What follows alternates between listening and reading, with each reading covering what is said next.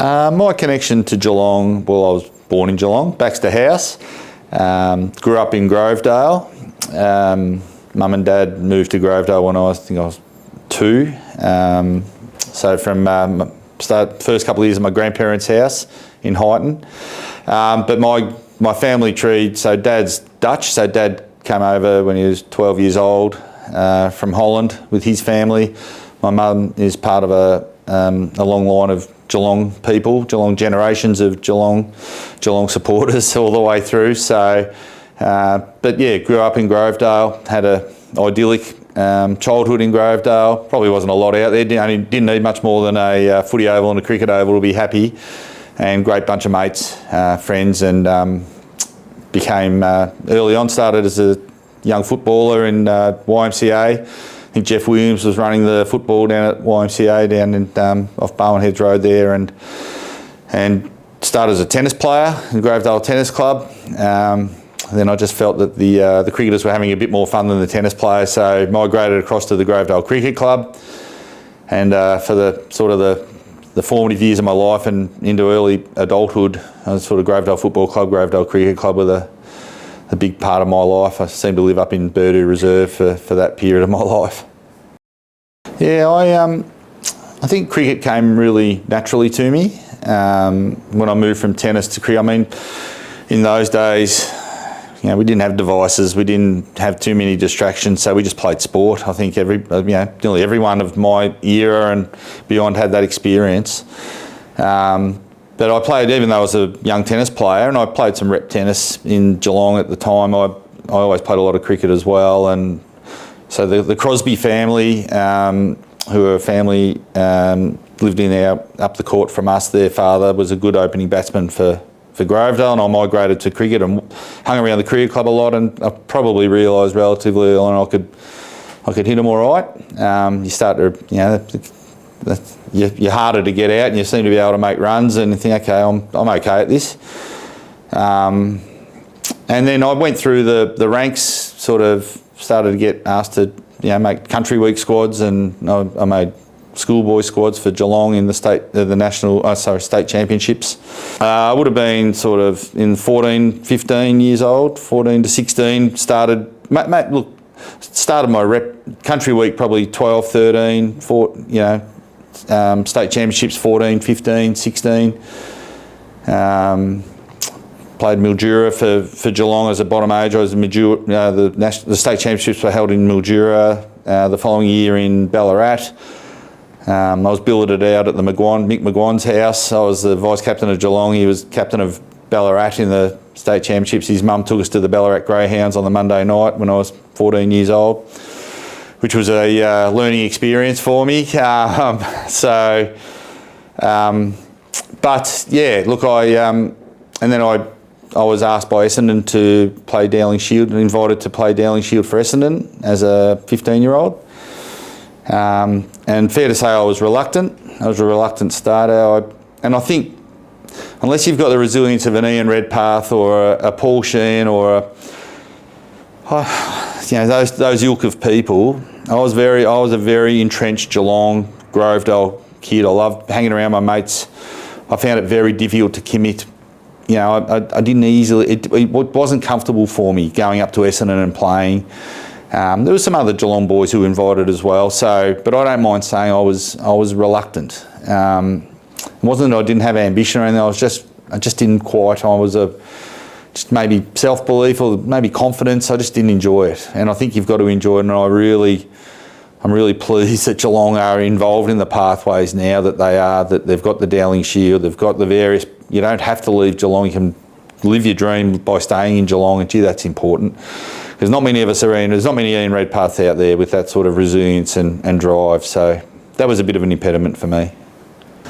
Well, probably, I think to have a squad named in your honour, it's probably the greatest compliment I could ever be paid, to be honest. I'm humbled, embarrassed. I think there's probably more fitting people that could be named after, but I'm just very proud for my family, maybe more so than me, for Mum and Dad who supported me all the way through, my grandparents who aren't around to see that, but I feel like it's, I don't know, just I'm a very proud Geelong person, and it keeps your link to Geelong beyond you. For my kids who live up the road a little bit further than Geelong, I hope one day they appreciate that and feel proud about that similarly as well. Probably a little bit young to do that at the moment, but I think for all my friends, for all my old coaches at Grovedale, just everyone who's been a part of your journey, I hope they all get some enjoyment out of that as well. It's not necessarily for me specifically, but for them. Maybe it's a indirect way of saying thank you to them. The North Melbourne Geelong Combine was a way for Geelong to get a foothold in at district cricket at the time. They've been trying for many, many decades without success. Many great administrators had sort of been banging on the door, and let's face it, the sporting richness and the cricket richness, the talent richness of in Geelong is always been amazing. Should have been in earlier. The likes of Bob Merriman, the work that he did, and the like, many, many others, Bruce Moore, Frank Pike, probably I've forgotten people there, you shouldn't name names, but Bob in particular, they drove, that was a way for us to get a start and a foothold. Now that lasted 3 years, and it was better than nothing. But it probably, for me, North Melbourne Geelong, again, I was 17, reluctant, didn't probably have the ambitions I should have. I had this little dream somewhere also that I wasn't always just a cricketer. I would have loved to have run out on Cardinia Park and played footy in the hoops too. Now I can admit it, I've only just recently been able to start to admit I probably wasn't good enough. But I love playing football, and I love Geelong Footy Club, and I would have loved to. So I was probably hanging on to a bit of hope for that, a bit longer than I should have. I was always better at cricket. But yeah, I went to Geelong North Melbourne. I just didn't quite work out there. I'm very entrenched at Grovedale, all my close friends there, all my mentors, it was my extended family. It didn't quite feel like a club at Geelong North Melbourne. You've got a group training at Geelong. There was a group training up the highway at Arden Street. It was very fragmented, and I probably, to be quite frank, I just wasn't mature enough to manage that. Some of the older players were a bit more mature than me, a bit more rounded, experienced. I was still quite naive, I think, as a adolescent. There was more mature people, players than myself, who were able to manage it. I broke my finger. And it just, at the end of the day, it provided an excuse for me to go back to Grovedale. And I went back to Grovedale midway through the year, finished off the season at Grovedale, ended up playing in a grand final in that GCA year for Grovedale, which was a great experience in itself. I'm really glad that happened that way. So that sort of somewhat mitigated me leaving North Melbourne Geelong. I know a lot of people were disappointed with me leaving. And I look back on it now, I think you're an idiot. But that's just part of my journey. So we chose South Melbourne. I chose to give district cricket another go. Smithy was a great mate of mine, Peter Smith, through representative cricket. He played for East Belmont, I was Grovedale. So we had some pretty mighty battles on the field, but we were great mates off the field. To this day, I still think he's probably the best bowler I've played with for a Geelong team that I've seen come through. I felt I owed it to the people that had put the work into me and developed me to go. I don't know that I went to South Melbourne because I really wanted to. I felt I owed it to people to I think people wanted to see how it would go. So maybe I went up there for the wrong reason, but with Smithy going up there, it made it better, easier. And I didn't know Redders at the time, but Redders was obviously a South Melbourne legend. But I had a really enjoyable season at South Melbourne. They were a great club, South Melbourne. Really great connection to Geelong cricket with Redders and the like, Lindsay Hassett. I didn't go. Smithy had a phenomenal season there, 50 wickets, talked about state representation. I was way off that. I started in the seconds, I got into the ones. I had some good performances. I thought they probably were a little bit conservative with how they selected me, but they were really good to me. I wouldn't criticise anything about it, but it ended up being just the one year. I did injure my back in the off-season playing football, and that was a catalyst for me to return to Geelong. Yeah, the early days. So, left South Melbourne. I had a debilitating back injury. It was hard to to stand up, let alone play sport. I thought I was finished. I didn't think I'd play sport ever again. Came back, played another year with Grovedale, had a really strong year, and then Geelong finally won entry into the Premier Cricket competition. It wasn't a straightforward decision for me to go to Geelong. Again, the cricket club, the Grovedale Cricket Club, is such a wonderful club, such a family-orientated club. Grew up there, my family was a big part of it, all my friends, families. But I did hit upon, I thought, it's now or never to try this out. I was getting towards my mid-20s. And the Country Week, the Geelong Country Week team, I had built some great friendships with some of the players there. Peter Smith again, Peter Quick, Brad Grapsis, goes on and on and on. That made it easier, and I remember saying to everyone at Grovedale, I'm going to go and give it a go, but I'll be back in a year. So just hold on for a year and I'll be back. And gee, what a fantastic experience it was to go to Geelong. And just the Geelong club, no North Melbourne. It was just Geelong. Michael King as president. Peter Cox is just an unbelievable captain. Just an unbelievable mentor. Great friend. Ian Redpath as coach. Ken Davis. Bruce Nunn. Graham Ross. All these legends of Geelong cricket. And I thrived. It's no other way to put it. I just thrived. And had doubts at the start. Played our first game. And I'm not sure but how we'll go, but I just thrived.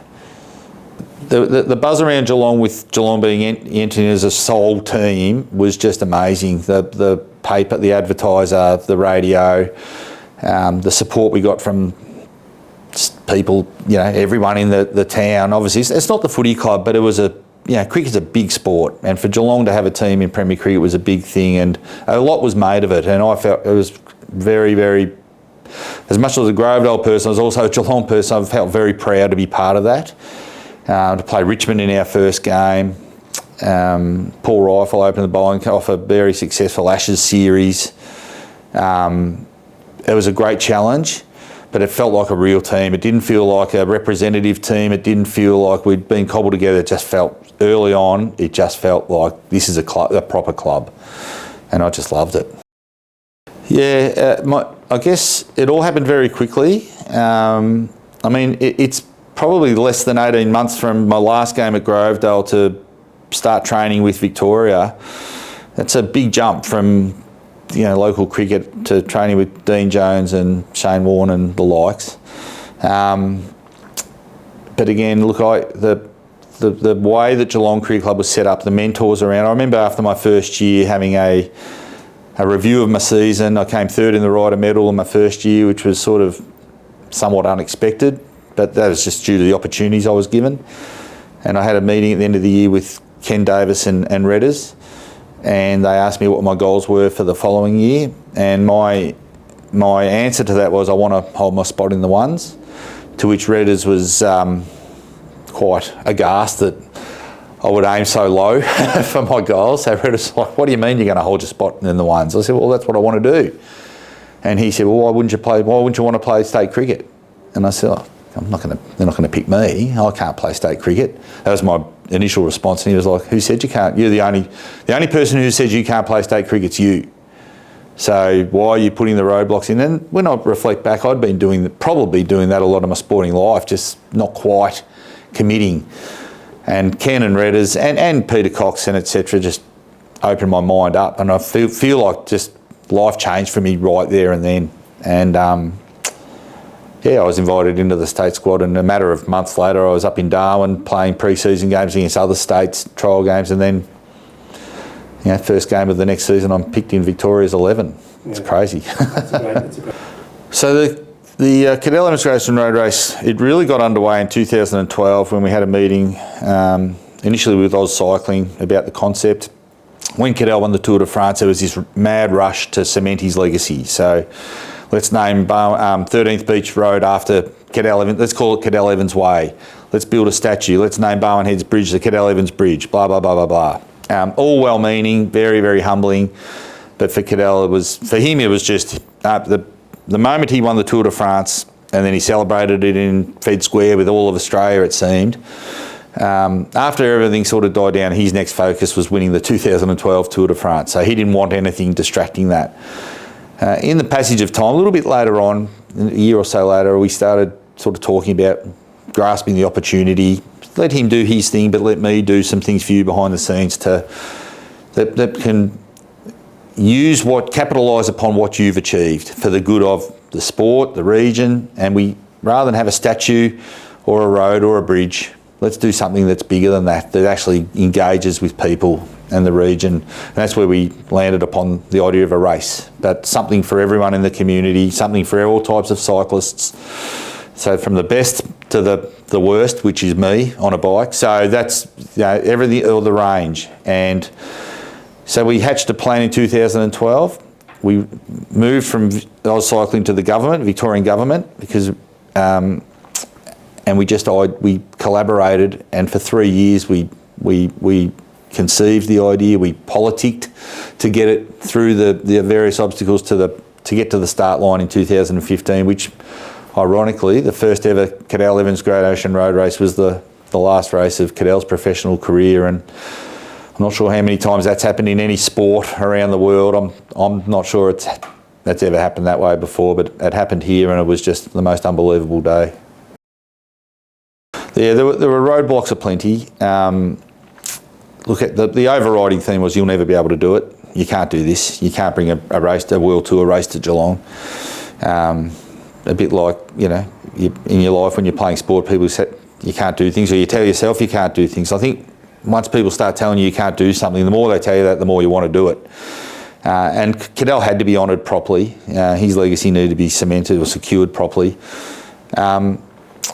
It's a big thing to bring a World Tour race to Geelong. The Tour Down Under was growing and getting to that status. That had been going 15 years or so. They lost a little motorsport race called the Grand Prix to Victoria. So in its gap there, they created a bike race. So they're understandably protective of that race and their cycling event.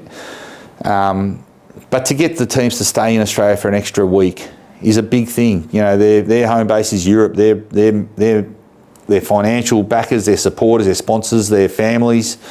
To stay in Australia another week's a big thing. To get them to move from Adelaide across to Geelong.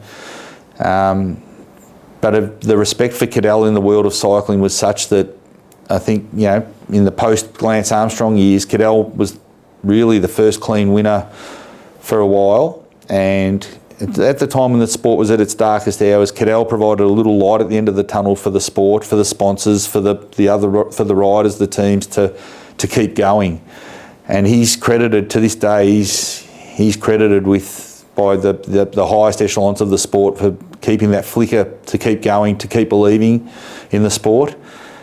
And I think in a way the sport has honoured him by agreeing to do this and now build and support this into the beautiful event that it's become. The thing about the Cadell Evans Great Ocean Road Race and why we conceived, we wanted the best of cycling, the best in the world at cycling. We wanted to give an opportunity for families to get off devices and rediscover the joy of cycling. For the hackers out there, the weekend warriors, to just come and get together and celebrate riding a bike with Cadell. There's all these wonderful things that were great for cycling, to try and inspire young talent in the future. But the other thing was to do it in this region, in the region that has become so important in Cadell's life. Not a part of his formative years, but a part of the years of growth as an adult and growth as a cyclist into winning his dream races. And I called it, it's just made for an event, and it's the beauty thing. It's an event on a postcard. So you create the stadium.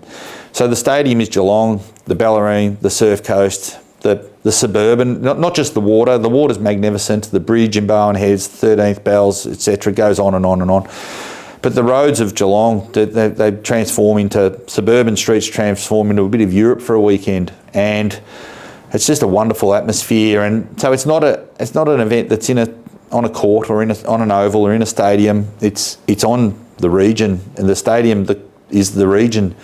And so the event on a postcard analogy is my favourite one, and I think that's what we've created, and I think we're getting better and better at doing it. You've got to keep refining what you do, but the way it presents to the world, the outside world, not just to Europe or Asia or America, but to Ballarat and Bendigo and Sydney and Perth and other areas around Australia, to make people think, gee, I want to go there, I need to visit that. That's what we're trying to achieve. It's very hard to get past the 2007 AFL Grand Final that Geelong won, because I'd never seen a Geelong premiership before then, and I was jealous of everyone I knew barrack for other clubs that had that feeling. So that, to me, that's been a big highlight of my life, and my family were there. So footy, we're a pretty big footy town. So the first game of the Geelong Career Club at Richmond at Punt Road was a significant day of my life. I'll forever treasure that day. So I guess the two sports that have been biggest in my life, those 2 days, and the third is going to be the inaugural Cadell Evans Great Ocean Road Race in January 2015. I don't think Geelong's ever seen a day like it for what it was. Geelong's seen so many great days, but that day was pretty spectacular, and I think the embryo of something's going to be wonderful for this region for generations to come. Geelong, for me, I can't imagine a better sporting town in Australia.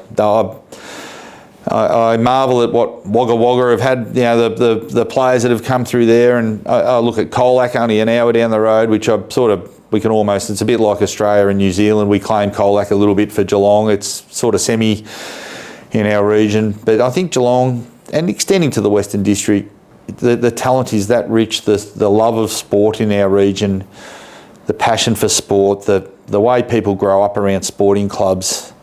I can't imagine a better way to grow up. I think my kids are having a different experience a little bit. They're more school focused now than maybe the sporting club, and maybe that's more common. I'm not sure.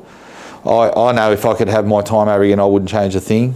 Kardinia Park's the epicentre of sport in Geelong. It's the facilities, the history. My dad played at St Mary's, played 250 footy games at St Mary's. So as a kid, I was running around St Mary's with a St Mary's Guernsey on, with Dad's number 8 on the back, before I sort of became a Grovedale person. But there's the pool in the middle of summer, just jumping off the diving boards at Kardinia Pool, watching state cricket come down to Kardinia Park, watching international teams playing representative Geelong Western District teams at Kardinia Park.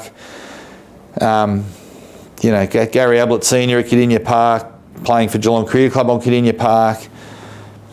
I don't know where, the running track around Kardinia Park, the whole place, just magnificent. Geelong, my heart's in Geelong. We live in Williamstown. Couldn't bring myself to going too much further away. I'll end up in Geelong.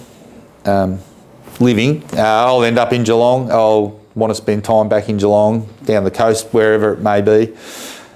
I just think Geelong's got a great balance of opportunity, comfort, family. It's everything you need.